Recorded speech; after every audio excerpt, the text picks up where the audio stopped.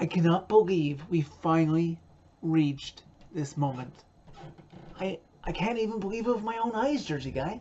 We're seeing history in the making with a player who isn't even guaranteed to be here after this season right now. And to think, he might make history against an old foe Tuesday night back in Bridgestone. Everybody's hands go up, way up, as the Nashville Predators go into St. Paul, Minnesota. They go into the Xcel Energy Center and they throttle the Minnesota Wild by a score of 6-2. The Preds, who were in quite a rut through most of February, at one point only winning 3 of a 10-game stretch, have now won 4 of their last 5 and 6 of their last 10 games. Definitely look to be heading in the right direction. It's already mid-March, but the Preds and Wild are only playing in their second meeting of the entire season, seeing as the last 2 games still to come in this regular season series will be back in Bridgestone in early and late April respectively. Hopefully most of you in Preds Nation were aware of the late start that was originally listed for this game months back, as Mikko Koivu's number was retired for the Wild. As expected coming into this weekend, David Rittich would get the start in this game because, yeah, you want to play Saros as much as you can to ensure that the Preds make the playoffs, but you also want to ensure that he gets rest, and quite a perfect opportunity to do that is on a back-to-back situation. For the ceremonial puck drop for Koivu's number being retired, Preds captain allows former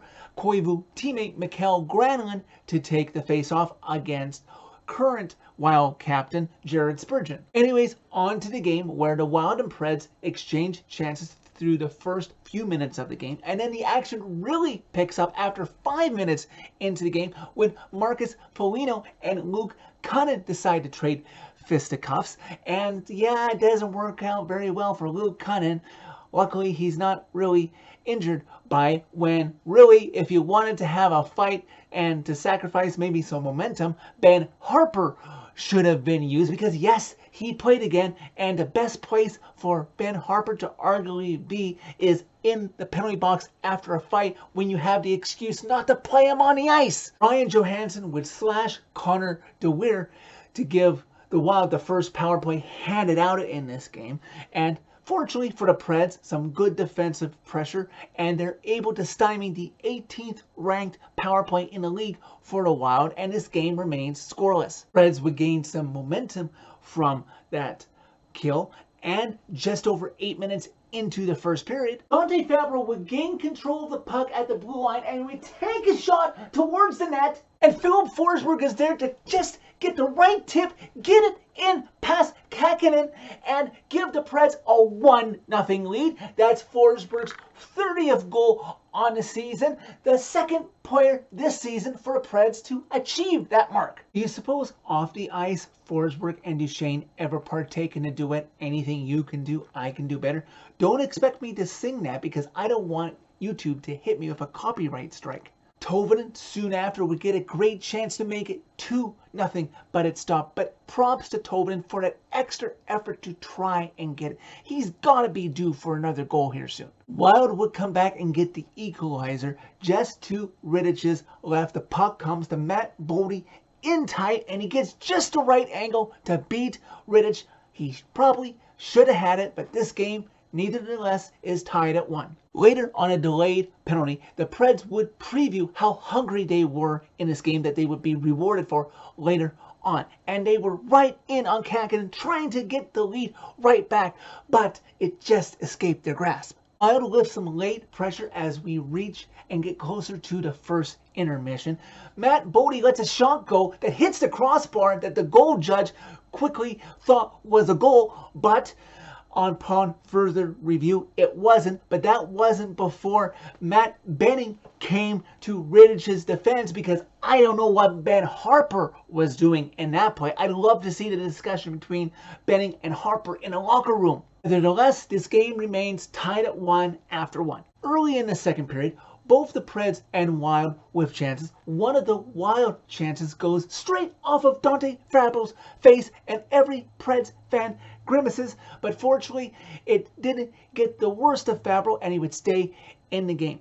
And the Preds can't really afford to lose Fabro because then in a game like this they would be down to 4D. Yes, I said 4D. I didn't miscount because when you have Ben Harper in the lineup, who is basically a human pylon, you're playing with only 5 defensemen with a full healthy roster. After a failed Preds power play opportunity that they came close on but couldn't ultimately convert, their hard work would eventually be rewarded. Almost 8 minutes into the second period, the Preds have a 2-on-1 and it's Nick Cousins who gets it over to Philip Tomasino, but Kakinen makes the save. But the Preds are persistent and stay on the puck. Eventually, the Preds have corralled it. Cousins gets it to Tomasino, gets it back to the point to my captain, Roman Josi, and he does his patented drive from the point until somebody challenges him. Roman, you keep doing this. He drives in from the blue line, and just when you think he's going to go forehand, he keeps the puck backhand, gets in close enough, beats Kakinen backhand into the net. The Preds retake the lead 2-1. That's Roman Josi's 16th goal of the season. Let's start talking about him for Norris once again, people. Just over the 9-minute mark, play behind the Preds net, and it appeared at first like Benning got tied up with 2 Wild players and would fall awkwardly, but replays would later show he got cross-checked quite harshly and would leave the game under his own power, but would have to go back to the Preds locker room to get checked out. And as far as I know, I don't think he returned from trying to keep up, and if C-Mace and Willie Donick mentioned it or not. So hopefully he's not out too much longer, but regardless, if they're going to keep playing Ben Harper, hopefully Borieski returns soon. Anyways, back to the game as just under 9 minutes left to go in the second period. Wild rush out of the Preds zone, and it's Greenway who gets in, backhands, gets it under Rittich's arm, tying this game at 2. The Preds are a persistent, resilient bunch, and just over 8 minutes left to go in the middle frame. You've got Nick Cousins right in front of the Wild net. He's tied up with a Wild defender, and he gets the puck from Michael McCarron in a corner, and Nick Cousins has a presence of mind to see that somebody is behind him, so he slightly, ever so slightly, backhands it to Philip Tomasino, who has nobody around him. The gaping net, he makes no mistake, backhands his 9th of the season into the net, past Kakinen, giving the Preds the lead right back, 3-2. Just under 6 minutes left to go in the second period. Preds with a great chance to get a 2-goal lead right then and there and put the pressure to the Wild's throat, but Matt Duchene sends a shot over the net. With the Preds killing off a Sissons minor penalty, Yakov Trenin along the boards in the Preds zone makes a great play with the puck off of the board, and he gets a clean cut breakaway, and I thought for sure Yakov, the Yak, is going to score here, but Kakin makes an amazing save to give the Wild a chance and frustrate the Preds that they couldn't get a bigger lead. Time winds down in the second period. Preds defending the center of the ice well, which is what you typically want to do when you're on a road trip, maybe on the second half of a back-to-back. The Preds would get rewarded with a power play that would continue into the third period. Preds wanting to hold strong in the last 20, get that W, and get back home to Bridgestone. Early in the third period, on that power play that carried over from the second period, the Preds would finally go to work in the Wild zone with some sustained pressure. Preds would set up well with some good, sweet passing. Roman Josi gets the puck over to Mikael Granlund. Granlund would receive the puck and give it right back to his captain. Josi has his gun locked and loaded, the gun being his stick as he one-times Granlund's pass to the net, past Kakinen, his second of the game, 17th of the season. The Preds have a 4-2 lead. Wild work hard to try and get one goal at a time back, to try to climb back in this game, but at first the pressure falls short. Later, with Matthias Ekholm in the box, the Wild power play would go to work. But somebody who has already come up big in this game with a goal would go to work to prevent another goal. Wild setting up well, threatening deep in the Preds zone. And you got the one-time pass that comes over to Kevin Fiala, former Pred Kevin Fiala, but the Preds captain then and now says, no, you're not going to score. He blocks him. Roman franchise record breaking Yossi, indeed, Ryan Johansson. We reached the last half of the third period. Preds still up by 2, and I think to myself, out loud as well, at the risk of jinxing the Preds, my goodness, David Rittich has played really well in this game. Just over 7 minutes left to go in regulation. The Wild are pinching, which allows the Preds a great 2-on-1 chance, and Granlund has the puck. He's waiting for the right moment to get it across to his partner who's with him, but Wild captain Jared Spurgeon with the perfect timed block to make sure the puck doesn't get over to Tolvanen, who would have had a great chance to extend the Preds lead. It was at this moment that some of us in Preds Twitter were starting to wonder, when are the Wild gonna pull Kähkönen to give them a chance? Because Dean Evason, the same Dean Evason who was a coach in the Preds system from Milwaukee up to assistant coach with the Nashville Predators themselves, as Wild coach has the propensity to pull his goalies early and, sometimes gets rewarded with goals, doesn't always climb back in multi-goal deficits, but he continues to do it. And we were waiting and waiting. Finally, the Wild pull Kähkönen with about 3 minutes and change left, still down by 2 to the Preds. And after a good initial kill and defensive effort in the Preds defensive zone, the puck comes out. Philip Forsberg has it, but 3 Wild defensive players back. He's got Duchesne with him, but Forsberg conceded. He has a lane to the empty net, and he snaps it in there from distance, giving the Preds a 5-2 lead.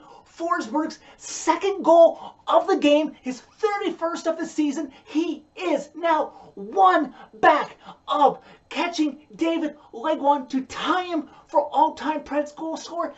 2 back, he can smell it. 2 back of becoming the all-time Preds goal scorer. For good measure, the Wild would pull Kähkönen again. Like I said, Dean Evason has a history of doing this even after he's been scored on. Well, for good measure, Nick Cousins puts this game officially out of reach for the Wild. 6-2 Preds final. What a bounce back game for the Preds after such a disappointing effort Saturday afternoon back in Bridgestone. David Rittich would like to remind everyone who covers the Preds in media and everybody in this fan base, no need to call up Connor Ingram, leave him down in Milwaukee to develop quite nicely as an asset to possibly use later. He's got Saros's back when Saros needs the day off. After his great effort against Florida, Rittich plays even better tonight, only allowing the aforementioned 2 goals, making 26 saves. The Preds specialty teams recovered quite nicely in this game after allowing the Blues to score twice on 3-man advantage challenges on Saturday. The Preds killed off all of the Wild man advantages tonight, and they continued their own power play prowess. The Preds got some help on the out-of-town scoreboard as well, besides beating Minnesota, helping their own cause, as the Wild are only ahead of the Preds now since they're tied in points on points percentage.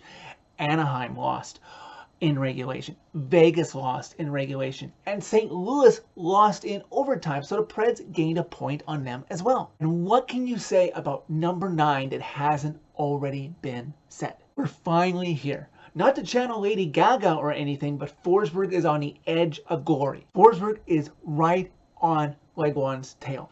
Tuesday night against an old foe that stabbed this team in the heart in the team's biggest game ever in franchise history. He can tie him or he can surpass him as Preds' all-time leading goal scorer. So that's it for this video. Thank you very much for watching. As always, click like if you like this video. Click subscribe if you really like it. You can find my social media by clicking on a channel name. Tell all your friends about Redemption. 35 hangs proudly high above Bridgestone Arena ice in the rafters. 59 will one day hang beside it. Will number 9 one day join those other two?